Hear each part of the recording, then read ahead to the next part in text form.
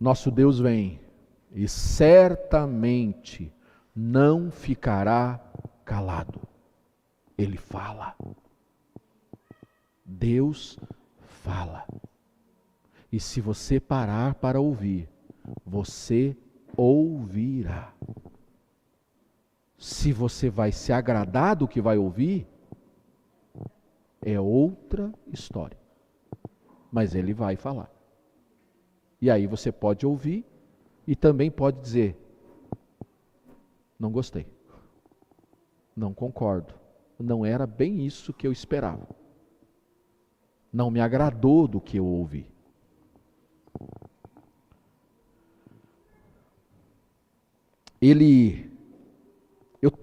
Eu fiquei tentando imaginar, ele vem e à frente dele vai um fogo devorador, ao seu redor uma violenta tempestade. Você consegue imaginar a cena? O desenho? Ele convoca, olha só, Deus convoca os céus e a terra para o julgamento do seu povo.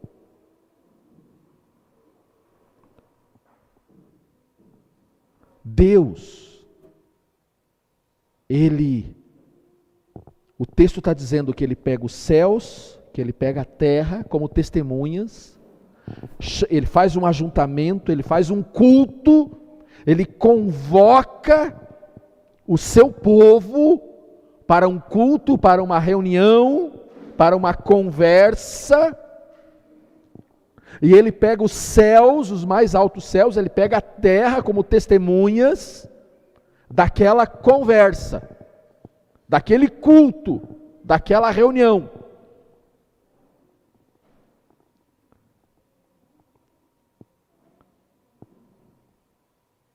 Tem gente que não dá importância para reuniões, para convocações, para cultos.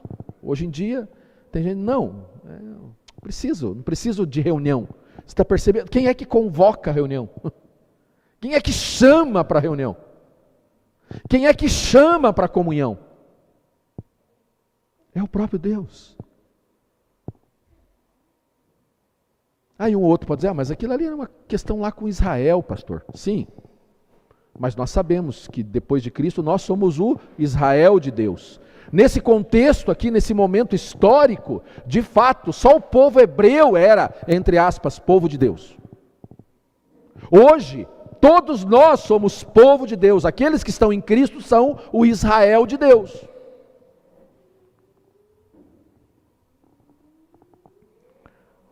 E ele chama para um tete a tete, para uma conversa, para um julgamento.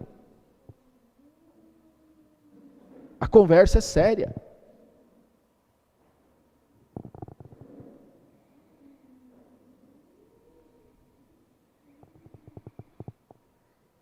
Vou usar a mesma linguagem, a mesma figura. Geralmente, quando é que você faz isso com seus filhos? Esse tipo de conversa. Hein, menina Esther? Quando vem aquela voz assim do papai e da mamãe, Esther, nós vamos conversar. Você já diz assim, e o que eu fiz? Não é assim, Esther? É, né? Conversa vai ser séria. Mas por que faz isso? Por que o papai e a mamãe fazem isso? Porque querem corrigir algo que não está adequado. E que se não for corrigido, quem será o prejudicado? O filho. Então a gente nem precisa ter medo. Eu não sei porque que a gente tem medo desse tipo de conversa. Né? Porque quando a gente fala assim, desse tom sério, a gente fica até com medo. Diz, opa. Mas por quê? Quando você chama o seu filho para ter esse tipo de conversa, você, papai e mamãe, é para o mal dele? É porque você quer castigá-lo? É essa a intenção? Eu vou castigá-lo. Ou porque você quer corrigi-lo para que o bem seja sobre a vida dele. É isso que está acontecendo aqui. Num primeiro momento, se a gente olhar assim, a gente pode até ficar meio assustado. Mas aqui é uma expressão graça, de pura graça de Deus. E você já vai entender por que é graça. Você já vai entender. Por que é uma atitude de amor, por mais dura que ela pareça, por mais séria, é uma atitude de pura graça, de puro amor, de um pai que ama o seu povo, que ama os seus filhos, que ama a sua igreja, que ama os que são seus, que está interessado no bem daqueles que são seus.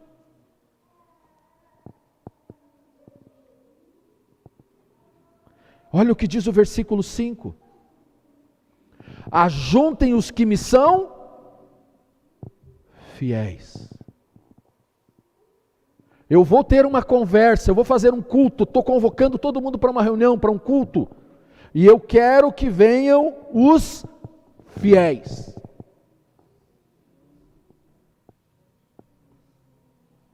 Os infiéis ele não chama para a conversa. Sabe por quê, querido?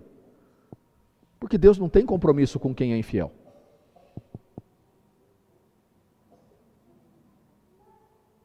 Deus, mas Ele ama o infiel também. Ama, sim, mas Ele não tem compromisso. Sabe quem é que Ele chama? Os fiéis. São aqueles que se esforçam para viver em fidelidade, para se alinhar aos pensamentos, à vontade do Pai, mas que por algum motivo deram uma pisadinha na bola. São aqueles que querem fazer o que é certo, mas que num determinado momento erraram, falharam. São esses, os fiéis, que ele está chamando para uma conversa. Os infiéis deixa lá. Querido, preste atenção. Se você tem lutado contra o pecado, se isso ainda te incomoda, você erra, mas isso te incomoda, se você é tentado, se você sofre tentação, dê glória a Deus.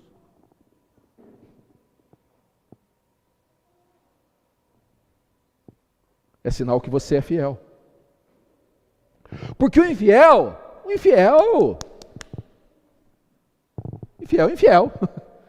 ele faz e está feito e acabou. O padrão de conduta dele é outro. Os valores dele são outros. Os princípios sobre os quais ele se baseia são outros. Não são os princípios de Deus. Não é a vontade do Pai.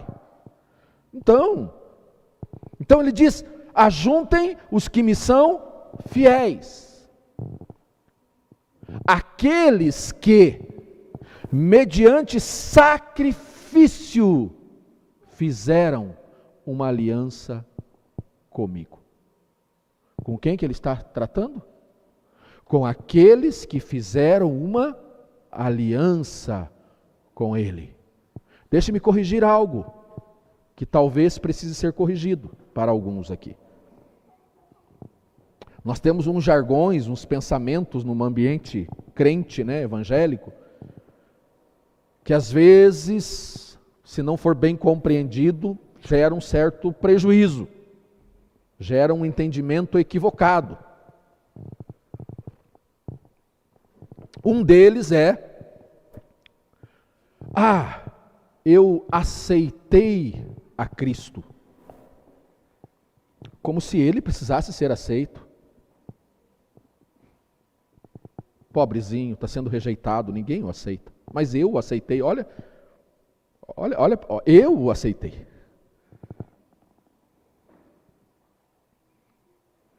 Não. O dia, no meu caso, foi há 31 anos atrás. O dia que você fez aquela oração, pode ter sido na semana passada ou há 30 anos atrás, você não aceitou a Cristo. Você entendeu o sacrifício dele na cruz, você entendeu que ele entregou, que Deus deu uma oferta pela sua vida, isso é verdade.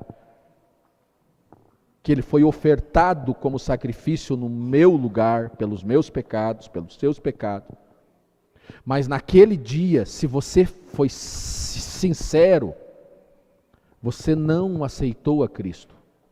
Você entregou a sua vida a Ele. É diferente. Você não o aceitou, você entregou a sua vida a Ele. E é isso que o texto está dizendo. Aqueles que mediante um sacrifício fizeram aliança comigo, o sacrifício da parte dele foi ofertar o seu filho. O sacrifício da minha parte foi ofertar a minha vida. E a partir desse momento eu não sou dono mais de mim. Eu tenho um dono, eu tenho um Senhor sobre a minha vida. É Ele. Ele é o meu dono, porque naquele dia eu fiz uma aliança com Ele de sacrifício, e o meu sacrifício foi dizer: eu te entrego a minha vida. A minha vida não me pertence mais, ela é tua. Eu entreguei a minha vida, que foi comprada por um alto preço, por sangue. Portanto, a partir desse momento eu não posso mais viver como eu quero, como eu acho, como eu penso, como eu entendo. Não, eu tenho um dono, eu tenho um Senhor. Ele é o meu Deus, Ele me comprou e eu aceitei, eu entreguei a minha vida a Ele. Agora eu não sou mais meu, eu sou dele.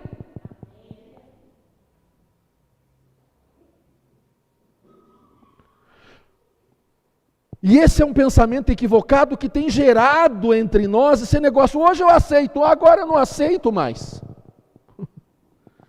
Eu tinha aceitado, mas eu mudei de ideia. Então aquilo que eu aceitava, eu já não quero mais.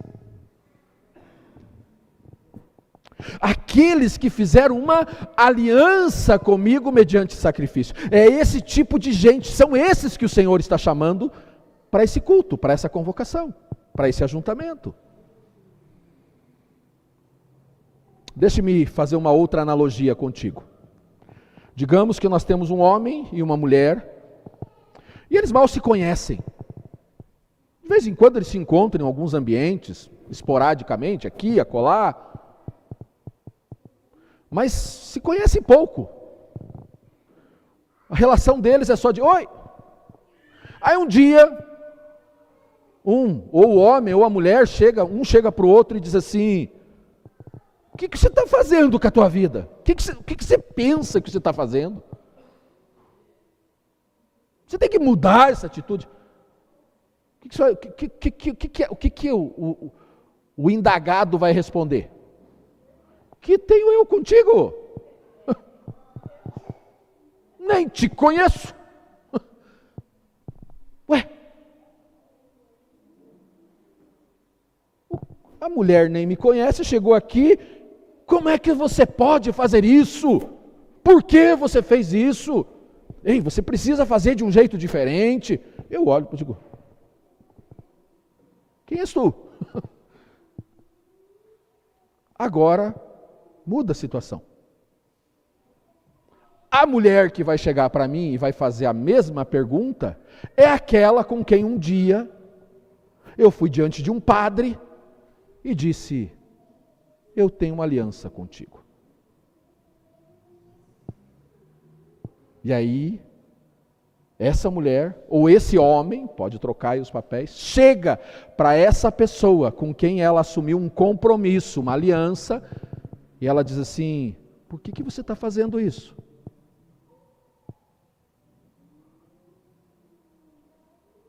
É diferente ou não é? É a mesma coisa com Deus. É a mesma coisa com Deus. Só que a gente acha que não. A gente acha que fez uma aliança com Deus, que a gente muda a hora que quer. De acordo com o momento, com as circunstâncias, se eu estou afim, se eu não estou afim. Assim como alguns vivem o casamento, lamentavelmente, desse jeito.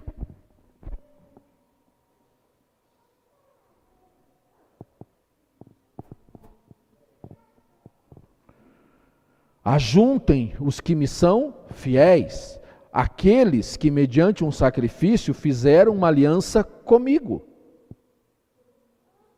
Nós sabemos que Deus é um Deus de aliança. E a gente às vezes canta, né? Como é bom cantar aquele louvor, né? Deus de aliança, né? Deus de aliança, Deus de promessas. E cantamos, e é verdade, Ele é um Deus de aliança. Mas só que na maioria das vezes a gente canta falando da parte da aliança dele. Mas e a nossa aliança? E a nossa parte da aliança?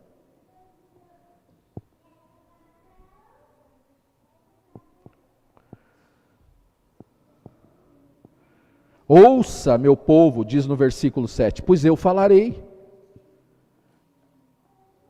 Eu, que sou Deus, o seu Deus. Para muitas pessoas ele é Deus. Mas a questão é, para algumas pessoas ele não apenas é Deus, ele é o meu Deus. Mas esse meu aqui, não é no sentido de, porque tem algumas pessoas que ela diz assim, eu tenho um Deus, é o meu Deus, como se fosse um objeto, né? Eu tenho uma garrafa, a minha garrafa, eu faço com ela o que eu quiser. Se eu quiser eu dou agora para o Diomedes, ela é minha, então eu faço. Me pertence. Não, aqui o meu, o seu aqui é o contrário. Não é ele que me pertence, sou eu que pertenço a ele. É o contrário. Porque tem alguns irmãos que eles tratam Deus assim, ele é o meu Deus para fazer o que eu quero.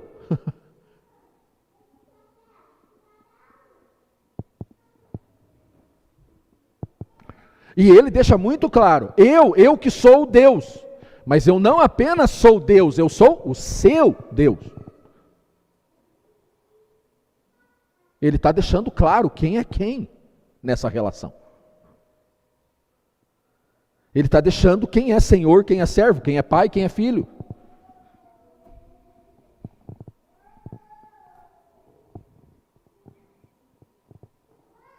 E aí, no versículo 8 ele diz assim, eu não os acuso pelos seus sacrifícios e nem pelos seus holocaustos, que você sempre me oferece. Então, o que é que Deus está dizendo para esse povo, nesse culto, nesse ajuntamento, nessa conversa, nesse ajuste de aliança, nesse realinhamento, nesse momento de correção? Ele está dizendo o seguinte, o problema não é você vir ao culto, aqui no caso de Israel, né, e trazer o seu novilho, o seu bode, a sua ovelha, o seu carneiro, a sua pombinha. Não, isso não é problema para mim. Fui eu que instituí isso, quando eu levantei Moisés, e a gente estava ali na formação do povo, eu instituí isso. Eu disse, vai ser assim, né? O culto não sei do que vai ser assim, o culto não sei do que vai ser assado, num culto você faz o sacrifício disso, no outro culto você faz sacrifício. Eu não tenho problema com isso. Sabe qual é o problema? É quando você acha que é isso que eu quero. E que isso é o suficiente. Então, você acha, o problema é que você pensa que eu preciso. O problema não é você vir e oferecer a mim um sacrifício de um boi. O problema é você achar que eu preciso do boi. Esse é o problema. O problema não é você trazer o dízimo. O problema é você achar que eu preciso do dízimo. Eu não preciso. Nessa relação, quem precisa é você, não sou eu.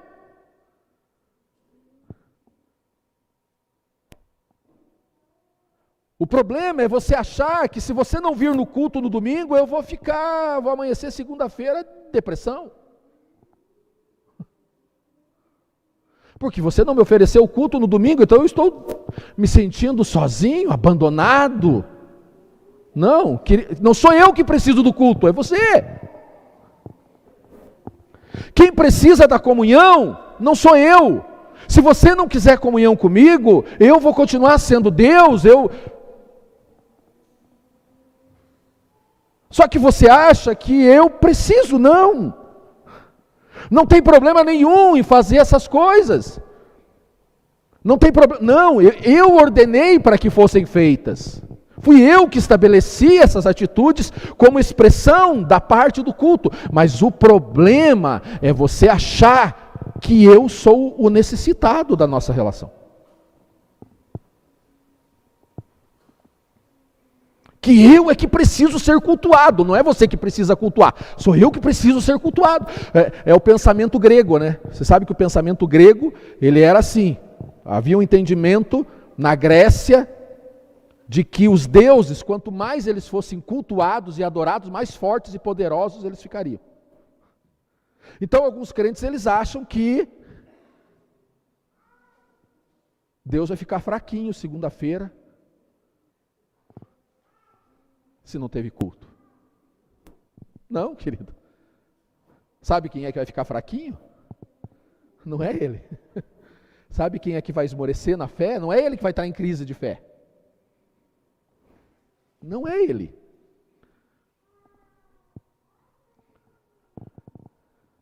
Eu não tenho necessidade de nenhum novilho dos seus estábulos, dos bodes dos seus currais. Os animais são todos meus. As cabeças de gado, eu conheço todas as aves. Por acaso, se eu tivesse fome, você acha que eu ia precisar dizer, ei, estou com fome, me ajuda aí? Faz um lanche para mim. Você acha que eu precisaria dizer isso para você?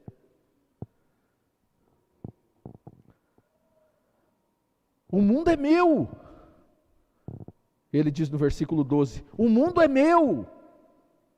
Eu sou Deus. O mundo é meu. Tudo que nele existe me pertence. Eu sou dono disso tudo. Então você não está me fazendo nenhum favor. Quando você consagra algo seu a mim, quando você entrega, você não está fazendo favor a mim, porque é tudo meu. Quando você entrega a sua vida a mim, você não me faz um favor. O favor não é a mim, o beneficiado não sou eu, é você. É você.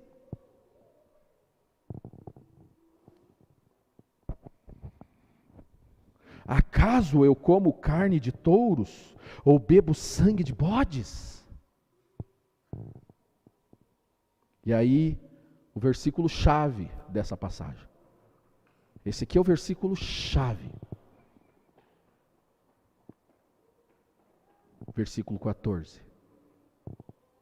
Ofereça a Deus em sacrifício a sua gratidão.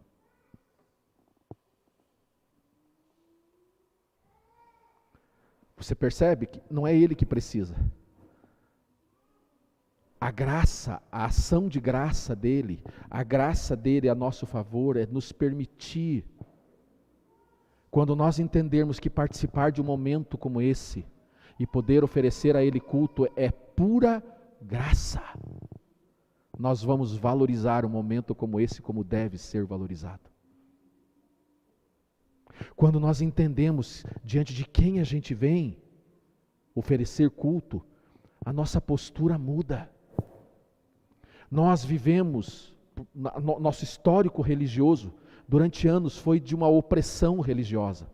Um culto como o de hoje, de ceia, você não podia...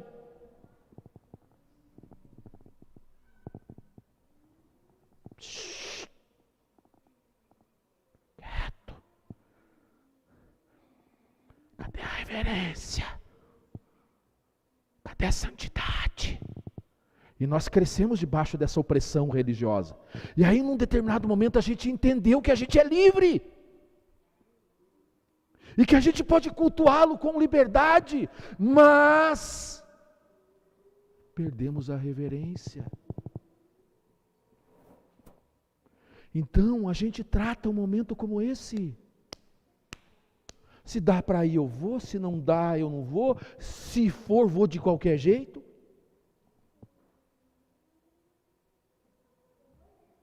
Se dá para fazer, eu faço. Se não dá, eu não faço. E se fizer, faço de qualquer jeito.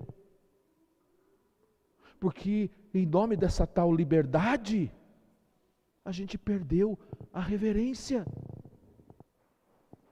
Irmãos que ficam meses, irmãos que agora estão acompanhando pela live, e que estão em casa desde a pandemia, e não voltaram para o culto, e acham que isso é suficiente, porque não entenderam o que é graça. Irmãos, eu pego aqui no pé constantemente, irmãos que ficam 1 mês, 2 meses, 3 meses, 6 meses sem celebrar a ceia. Sabe por quê? Porque para ele é um pedacinho de pão e um restinho de suco. Não entendeu o que significa, o que representa. Não entendeu. Ele não entendeu que houve uma aliança de sacrifício. Que houve um sacrifício da parte de lá, alguém morreu, alguém entregou a vida, e do lado de cá alguém precisa morrer e entregar a sua vida, para que essa aliança seja plena. Então não é aceitar Jesus, irmão, é entregar a vida a Ele, e fazer dele Senhor, o seu Deus, o Deus da sua vida. É isso.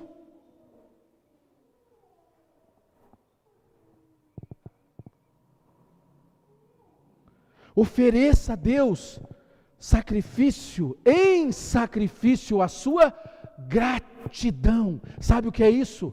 Está tudo bem, glória a Deus, eu estou oferecendo o meu culto. Não está tudo bem, glória a Deus, eu estou oferecendo o meu culto. Eu sou grato, está tudo bem, eu sou grato a Deus. Não está tudo bem, eu sou grato a Deus, e eu vim aqui para te oferecer o meu culto.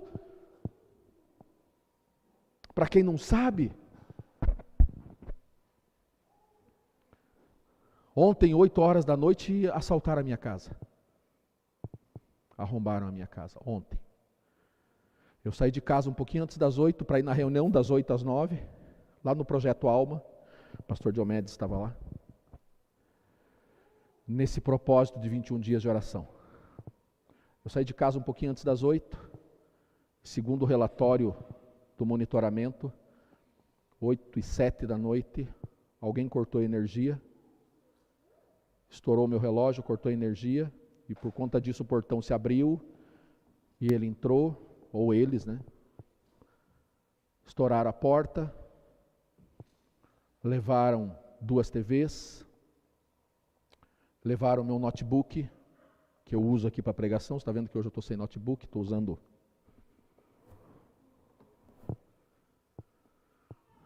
E eu sou meio cego, não enxergo direito, então eu tenho que voltar aqui e fazer mesmo de óculos. Aí aproxima, embaça, se distancia, fica longe, né? E eu gosto do notebook porque eles põem a letra do tamanho que quer, só olha e enxerga, né? E mais umas coisas pessoais, umas miudezas. A TV,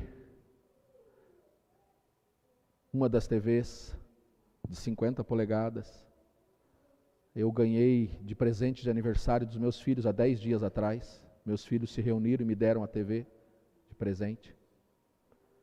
Quem me conhece sabe o quanto eu sou cinéfilo. Eu mergulho na frente de uma série, maratona é comigo mesmo. Quando eu estou cansado, estressado, eu vou para o cinema. Às vezes eu estou muito estressado em casa, a Carla diz assim: faz tanto tempo que você não vai no cinema. Por que você não vai no cinema? Está na hora de você ir para o cinema. É o que me relaxa, e realmente eu relaxo com isso. E levaram, né? E aí eu cheguei, eu tinha saído, fui na reunião de oração, terminou 9 e pouco da noite lá a reunião, aí eu e um pastor amigo fomos fazer um lanche e bater papo, e eu cheguei em casa, era quase meia-noite. Aquela chuva. E a casa, a porta arrombada, bagunça, aquela coisa que esse pessoal faz quando entra na casa de alguém. E aí, dormi mal, né? Não dormi, na verdade, só dei uma cochiladinha no final da manhã. Antes de vir, tínhamos culto hoje à noite aqui, hoje de manhã aqui, né? Meu aniversário foi dia 28 de julho, os irmãos queriam fazer um bolo para mim hoje, Nós tivemos ceia e café da manhã, hoje de manhã. E os irmãos se reuniram aqui, queriam fazer um bolo no café, queriam ter um momento especial. E aí o pastor Diomedes estava aqui de manhã, falou: Márcio, se quiser eu prego. A Mary, né, que estava de manhã aqui, ela falou assim: Márcio, o Diomedes não pode pregar? E aí eu estava preocupado com a Carla, porque a Carla estava fora no final de semana num renovo de mulheres, que é um retiro, é um trabalho que a gente faz com homens e mulheres aqui. Ela estava com um grupo de mulheres fora. E aí eu estava preocupado com a Carla, porque daí ela vem do retiro, do renovo, e ela vai direto para casa, né? Ela volta no domingo de manhã, quando ela faz. E eu estava preocupado, eu vou estar aqui no culto, ela vai estar lá, ela vai chegar, vai ver a casa estourada, a porta estourada, vai ter um treco, né? Eu estava preocupado com ela. Aí a Mary: o Diomedes não pode pregar? Daí eu falei: não, ele pode, claro que ele pode. Mas a palavra está comigo. Aí ficamos aqui de manhã, né, um exercício aqui, monitorando as irmãs que estavam voltando do renovo, e né, foi um vai e vem. E aí o Diomedes: Márcio, se precisar eu prego. Eu falei: não, Diomedes, não. E eu teria toda a justificativa, né, os irmãos entenderiam, com certeza. O pastor não vai ficar nem no aniversário dele. Natural, normal. O pastor não pôde pregar, era ele que ia pregar. Natural, todo mundo ia compreender. Mas eu estava orando de madrugada, e a palavra que veio, porque a hora que eu cheguei, aquela chuva, irmãos, chovendo, era meia-noite mais ou menos. E aí quando eu vi aquilo, eu entrei, aí fiquei meio, né, a gente fica meio barata tonta, né, fica meio, para quem que eu ligo, o que eu faço, para onde eu vou, né? Meia-noite, ligar para a polícia, não vai resolver, né? Vou ter que fazer o BO. E deixa eu dizer uma coisa: toda vez que faça o BO, faça, eu vou fazer. Mas, eu falei: agora, depois eu faço. Aí eu preocupado, Carla está lá, não adianta eu mandar mensagem para ela agora, vou estragar o renovo dela lá. Vai mudar alguma coisa, arrombar a nossa casa? Ela vai vir desesperada de lá. O pessoal do monitoramento me deu apoio, vieram lá, ajudaram a religar a energia. O rapaz ficou comigo lá até quase 3 e pouco da manhã, lá no vai e vem, estava tudo escuro. Aí, depois que ele saiu, eu sentei lá no sofá e fiquei olhando. Comecei a catar as coisas. Falei: vou deixar a casa o mais arrumado possível para a hora que a Carla chegar. Estava tudo bagunçado, tudo sujo. Saí juntando tudo, organizando. Quero que o trauma dela seja o menor possível. E aí quando eu sentei no sofá, a palavra que veio foi assim: era para tocar na tua vida, mas eu não deixei. Era para tocar na tua vida, mas eu não deixei. Eu não permiti.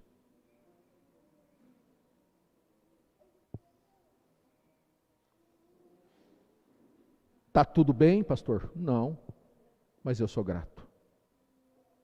É um dia bom? Não. Mas obrigado, Deus. Eu tenho salvação, eu tenho um Deus. Eu não estou sozinho.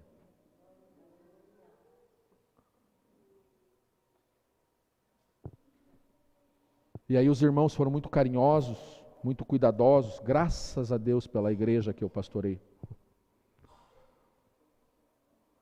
Sou muito grato por vocês, irmãos. A maioria, né, nem está aqui, estava de manhã, mas vai ficar gravado lá.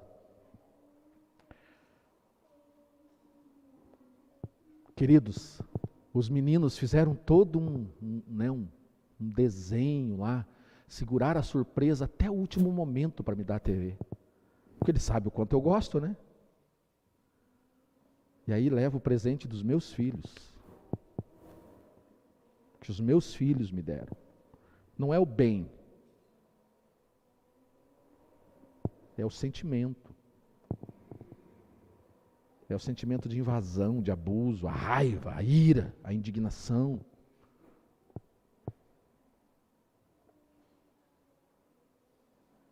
Eu, falei hoje de manhã, eu já programado para assistir a Copa. Pronto, agora a Copa do Mundo está garantida.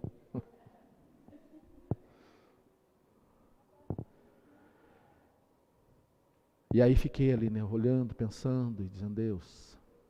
Aí veio essa palavra. Aí vem as perguntas, por quê? Por que o Senhor deixou? Não me respondeu ainda tudo, tá? Tem um motivo aí, vou ter que descobrir qual é, Certamente tem um deles para mim está óbvio. Eu estou liderando um projeto de unidade da igreja da cidade. Nós temos um projeto de 30 igrejas. Vamos estar em 18 igrejas diferentes durante 21 dias. Você acha que o inferno está de boa? Você acha que o capeta está assim, valeu, vai que é tua. Então isso está claro para mim. Mas nada rouba a minha gratidão. Nada. Eu não me pertenço mais. Eu sou dele. Eu sou dele. A minha vida não é minha, o meu ministério não é meu. Essa igreja não é minha, é dele. E nada vai me impedir de fazer aquilo que eu sei que nele eu tenho que fazer. Não vai. Não vai, queridos. Por isso que eu falei para o Diomédio, falei, não, obrigado. Mary, obrigado, mas está muito claro aqui. Quem prega é você. Amanhã eu faço uma cirurgia. Me interno amanhã à tarde. Preciso de vou ficar 30 dias em recuperação. Vai ter tempo para pregar à vontade. Pode pregar à vontade. Mas hoje era comigo. Era para mim. E aí o diabo vai achar que eu vou recuar? Não vou não. E aí sabe o que aconteceu, queridos? Pois para vergonha do diabo, sabe o que aconteceu? Roubaram a TV de 50. Agora lá na sala da minha casa tem uma TV de 58 polegadas que um irmão foi levar lá na minha casa agora à tarde.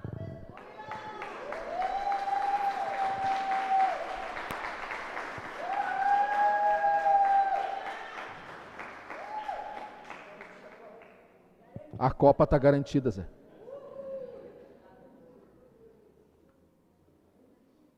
Está lá. Nem programei ainda, não deu tempo.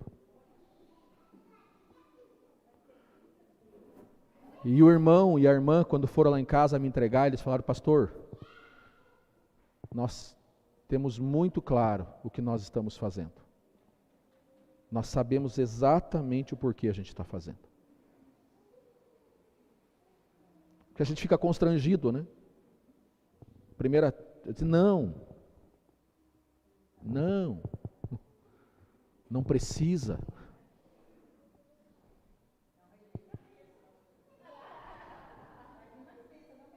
Amém, amém, amém, amém.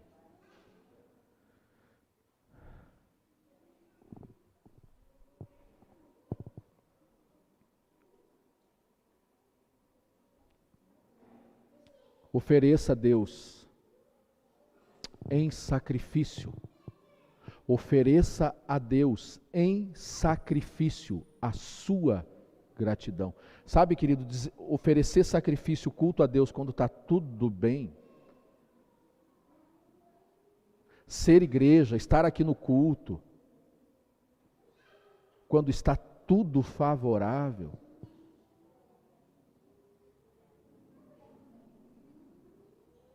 Pregar quando está tudo favorável. Tocar quando está tudo favorável. E de novo, vou deixar bem claro. Se eu tivesse tido o entendimento de não pregar, eu o teria feito. Diomedes, não estou legal, prega aí. Não estou bem para pregar, prega aí.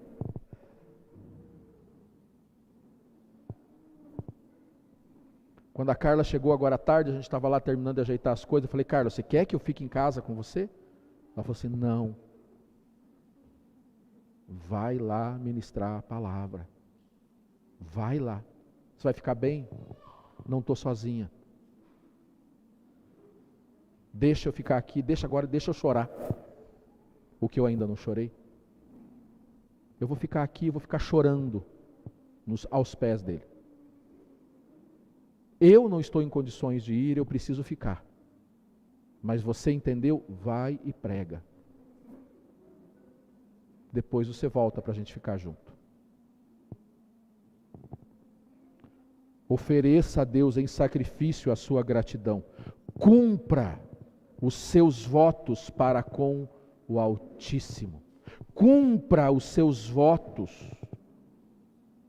Aquele dia que você entregou a sua vida a Ele, você entregou a sua vida a Ele. Vou corrigir, vou reiterar, vou reforçar. Você não o aceitou, você entregou a sua vida a Ele. Você fez um voto, um compromisso. Você disse: você é o meu Deus, você é o meu Senhor. Você comprou a minha vida com o seu sangue. Agora você é o meu Deus, você é o meu Salvador.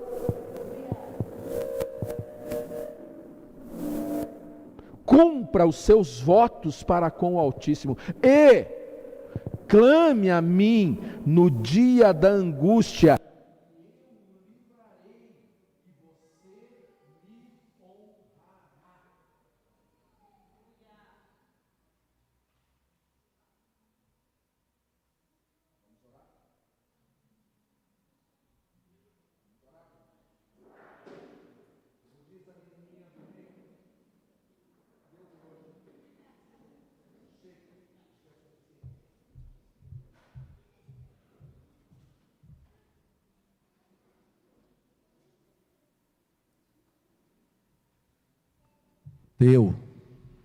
Vamos orar?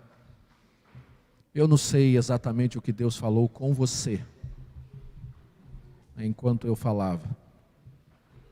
Eu tenho ensinado aqui aos irmãos, você não precisa responder nada a mim, não é comigo, é com Ele, e é baseado naquilo que Ele falou a você, que Ele falou com você, que você deve dar uma resposta. E você tem liberdade, se você sentir a necessidade, se você quiser, se ajoelhar aí no seu lugar. Você sabe como é que está a sua aliança com Ele, seu compromisso com Ele.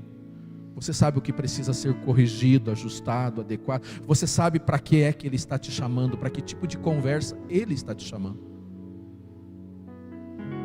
E entenda, querido, isso não é, por mais que pareça uma repreensão, é uma atitude de graça, de um Deus, de um Pai que se importa, e por isso admoesta, e se necessário, disciplina, se for necessário, Ele corrige disciplinando, mas por quê? Porque Ele ama, porque Ele quer o seu bem, Ele quer o meu bem, Ele fala, Ele ouve,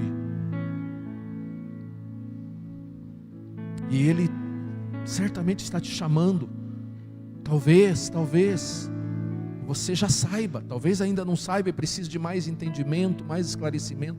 Mas se o que você entendeu, se tem algo que precisa ser ajustado, alinhado, corrigido, então, se você já entendeu, faça, cumpra o seu voto, viva a sua parte da aliança, e então você vai clamar, e Ele vai te socorrer, e você o honrará, porque quando você clamar, Ele vem, quando você orar, Ele ouve, quando você pedir, Ele responde, e sabe qual será o resultado? Você vai honrá-lo, a situação será resolvida, será sanada a necessidade, e você o honrará, você testemunhará de que Ele fez e que Ele faz, porque Ele é fiel à sua aliança, Ele cumpre a sua parte, mas Ele está chamando você a fazer a sua. Ele é o seu Deus. Ele diz: eu sou o seu Deus. Você diz: você é o meu Deus, o meu dono, o meu Senhor. Ore antes de tomar a ceia. Entenda do que você vai participar essa noite. A ceia é um ato de aliança, não é um ritual. Você está comendo um pedacinho de pão, tomando um pouquinho de suco, mas a representação disso é muito maior, é muito profunda, é muito grande. Feche os seus olhos, curve a sua cabeça, em pé, assentado, de joelhos. Ore ao Senhor, ore, deixe Ele conduzir você em oração.